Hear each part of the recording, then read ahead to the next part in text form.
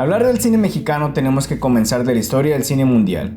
El 28 de diciembre de 1895, tras varios rechazos, escogen el Salón Indio del Gran Café del Boulevard en París, un pequeño café de pocos metros cuadrados. Seleccionaron este café, ya que según ellos, si el público era relativamente mínimo y la proyección era un fracaso, esta pasaría desapercibida. Esta primera proyección es un éxito y marca el nacimiento oficial del cine como se conoce hoy en día. El cine llegó a México casi 12 meses después de su aparición en París.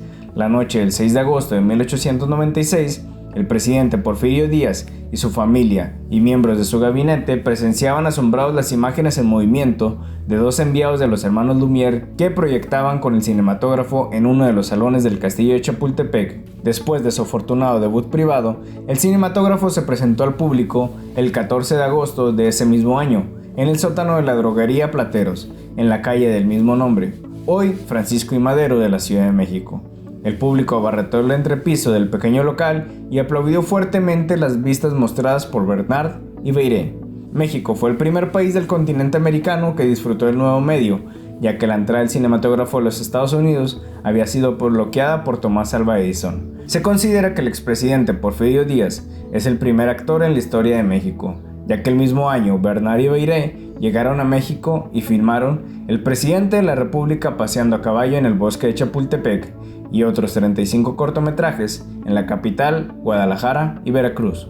Al periodo del presidente Lázaro Cárdenas, en el cine mexicano pasa de ser un fenómeno curioso en proceso de desaparición a una gran promesa de la industria cultural. La potencial ventaja del sonido es capitalizada por los empresarios mexicanos de la Compañía Nacional Productora de Películas en la producción de Santa, en noviembre de 1931, culminación de todos los ensayos sonoros anteriores.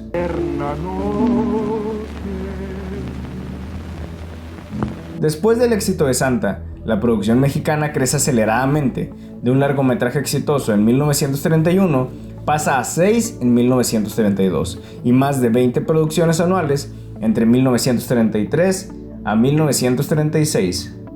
Según algunos historiadores y críticos de cine, los verdaderos años dorados del cine mexicano corresponderían al periodo coincidente con la Segunda Guerra Mundial, que va de 1939 a 1945. En otras palabras, la gente veía el cine mexicano porque las grandes potencias mundiales estaban metidas de lleno en la Segunda Guerra Mundial. Sin embargo, años antes de que iniciara esta, el cine mexicano ya había alcanzado un gran nivel técnico y artístico, y tenía un mercado bien establecido, tanto dentro como fuera del país, por lo que la Segunda Guerra Mundial simplemente vino a incrementar la producción y expandir el mercado ya establecido. Entonces, el inicio de la época de oro vendría con el estreno de la película Allá en el Rancho Grande, que inauguraría el género de comedia ranchera, pero la internacionalización viene a partir de 1941 con el filme Ay Jalisco no te rajes, interpretado por Jorge Negrete. En esos años, el cine mexicano abordó más temas y géneros que en ninguna otra época: obras literarias, comedia rancheras, películas policíacas, comedias musicales y melodramas formaron parte del inventario cinematográfico mexicano de aquellos años. En su época de oro, el cine mexicano imitó el Star System que imperaba en Hollywood.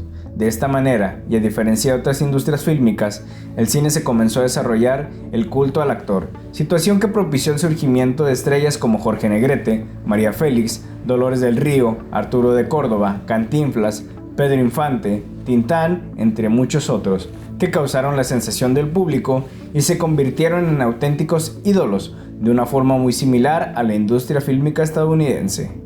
Pero por desgracia, todo por servir se acaba. Las primeras transmisiones de la televisión mexicana se iniciaron en 1950.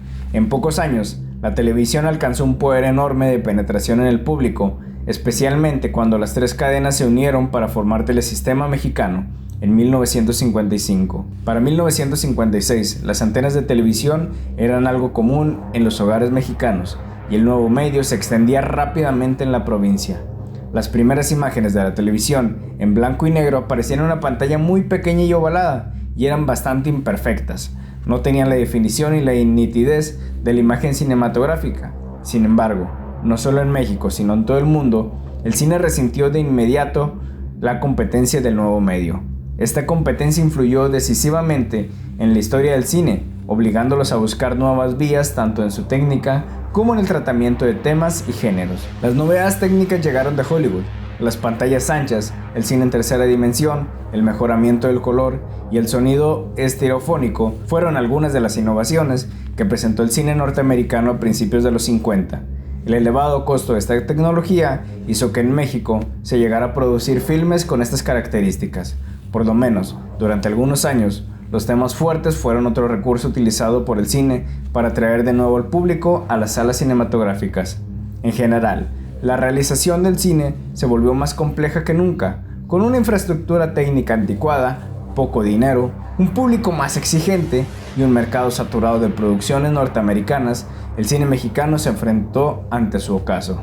El cine mexicano experimentaba a fines de los 50 una inercia casi completa. Las fórmulas tradicionales habían agotado ya su capacidad de entretenimiento. Comedias rancheras, melodramas y filmes de rumberas se filmaban y exhibían ante un público cada vez más indiferente. El cine de Luis Buñuel, los filmes de luchadores y el nacimiento del cine independiente fueron las únicas novedades dentro de esta industria agotada. El mundo cambiaba y con ello el cine que se hacía en otros países. El cine mexicano, por su parte, se había estancado por líos burocráticos y sindicales. La producción se concentraba en pocas manos y la posibilidad de ver surgir a nuevos cineastas era casi imposible, debido a las dificultades impuestas por la sección de directores del Sindicato de Trabajadores de la Producción Cinematográfica. 3 de los estudios de cine más importantes desaparecieron entre 1957 y 1958. Estudios Tepeyac, Plaza Films y Estudios Azteca. También, en 1958, la Academia Mexicana de Artes y Ciencias Cinematográficas decidió descontinuar la práctica de entregar el premio Ariel a lo mejor del cine nacional. El Ariel había sido instituido en 1946 y su cancelación subrayaba el estado de crisis de la industria. El 15 de abril de 1957, el país entero se estremeció al conocer la noticia de la muerte de Pedro Infante. Con él, simbólicamente moría también la época de oro del cine nacional. Poco o nada quedaba ya de aquellos años de esplendor. Al asumir la presidencia en 1970, Luis Echeverría se enfrentó a un país completamente transformado en cuanto a sus expectativas de crecimiento.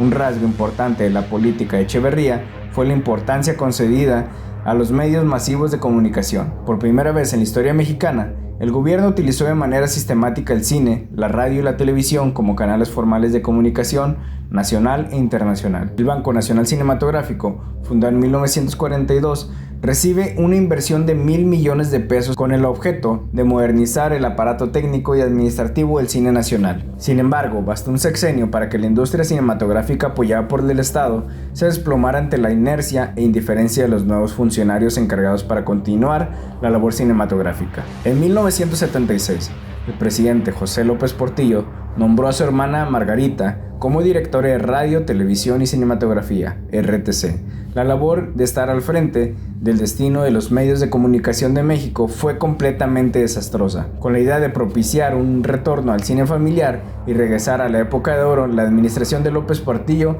desmanteló las estructuras de la industria cinematográfica estatal, creadas un sexenio antes. Se trató de internacionalizar al cine mexicano, trayendo directores extranjeros a filmar a México. Se dejó apoyar a los directores que habían producido filmes de éxito en el sexenio anterior. A final de cuentas, el presupuesto oficial para el cine mexicano desapareció en el mar de la deuda externa. Mientras tanto, aprovechando un cambio favorable en las políticas de exhibición, surgió una nueva industria cinematográfica privada, la cual en pocos años se adueñó del mercado mexicano. Esta industria, caracterizada por producir películas de bajo costo, en un muy poco tiempo y con nula calidad, producían películas con un presupuesto de entre 100,000 y 200,000 pesos, con 3 semanas de rodaje. La industria prosperó y se enriqueció a lo largo de la década de los 80s. El cine de ficheras y la comedia erótica mexicana fueron géneros que florecieron en la década de 1970 y 1980. El nombre de cine de ficheras se acuñó a raíz del título de la primera de estas películas, llamada Bellas de Noche, de 1975. A diferencia de sus antecesoras, las rumberas, estas nuevas damas de la noche aprovecharon las facilidades otorgadas por las autoridades fílmicas para prodigar desnudos y palabras altisonantes.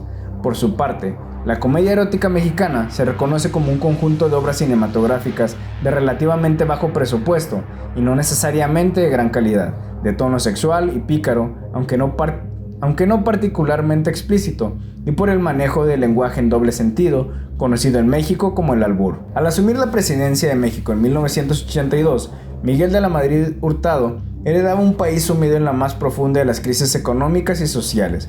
El gobierno mexicano se olvidó de casi por completo del cine, una industria poco importante en tiempos de crisis. Si la producción cinematográfica mexicana no se extinguió en esos años, fue debido al auge de la producción privada, plagada de ficheras y cómicos albureros, y por las escasas producciones independientes, que encontraban en el sistema cooperativo la forma de producir escasas muestras de cine de calidad. Pero después de un buen tiempo, el cine mexicano volvió a tener un gran destello de luz. A principios de agosto de 1992, la prensa capitalina anunció que Como agua para chocolate, de Alfonso Arau, había impuesto récord de permanencia en el cine latino de la Ciudad de México, una sala dedicada generalmente a exhibir películas norteamericanas.